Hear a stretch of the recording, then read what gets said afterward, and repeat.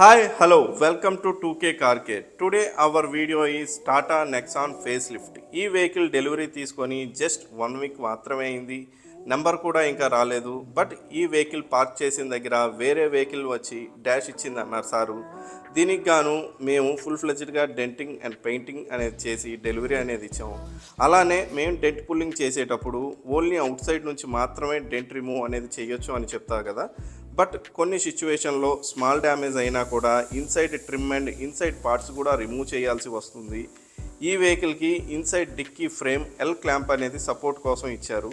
దీనికి గాను డెంట్ మొత్తం రిమూవ్ అనేది చేసి ఎల్ క్లాంప్ సీలెంట్ అనేది అప్లై చేసి రిమూవ్ చేసిన పార్ట్స్ అన్నీ యాజ్ ఇట్ ఈజ్ రీఫిట్టింగ్ అనేది చేసాం. అలానే అవుట్ సైడ్ ఉన్న ట్రిమ్ కూడా రిమూవ్ అనేది చేసాం. ట్రిమ్ కింద డెంట్ అనేది ఉండడం కారణంగా ట్రిమ్ అనేది కూడా రిమూవ్ చేసి డెంట్ తీసి దీన్ని పెయింట్ అనేది చేసి మళ్ళీ రీఫిట్టింగ్ అనేది యాస్టీజ్ అనేది చేసాం ఈ వెహికల్కి.